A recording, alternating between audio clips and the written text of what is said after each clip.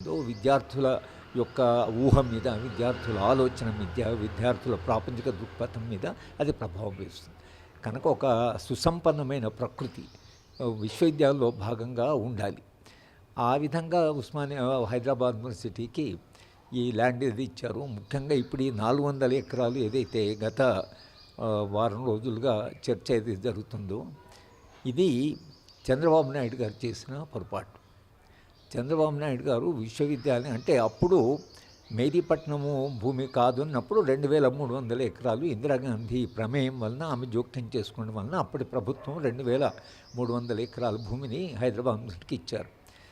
హైదరాబాద్కి ఇచ్చినప్పుడు జరిగిన పొరపాటు ఏంటంటే దాని మీద సంతకాలు చేసి రిజిస్ట్రేషన్ కాలేదు కాబట్టి ఇప్పటికి కూడా మొత్తం హైదరాబాద్ యూనివర్సిటీ భూమి గవర్నమెంట్ టైటిలే ఉంది, కానీ హైదరాబాద్ యూనివర్సిటీకి ట్రాన్స్ఫర్ చేసినట్టుగా అది లేదు.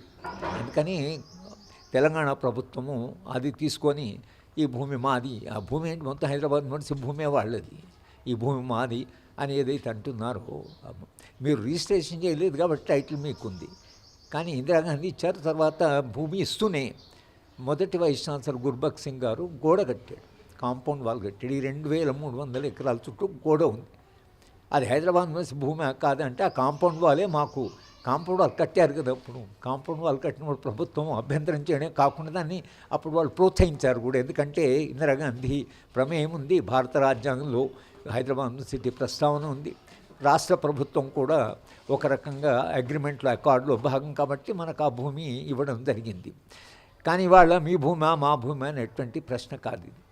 హైదరాబాద్ యూనివర్సిటీకి ఏమాత్రము ఇన్ఫర్మేషన్ లేకుండా, వాళ్ళ ప్రస్తావన లేకుండా 400 ఎకరాల భూమి ఐఎంజీ స్పోర్ట్స్ అకాడమీకి ఇచ్చాడు. ఇంకా 2003లో చంద్రబాబు గారు ఇస్తే 2004లో ఆయన ఓడిపోయాడు.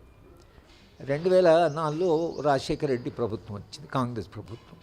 అప్పుడు 2006లో వాళ్ళు ఏం చేస్తారంటే ఇది క్యాన్సిల్ చేశారు.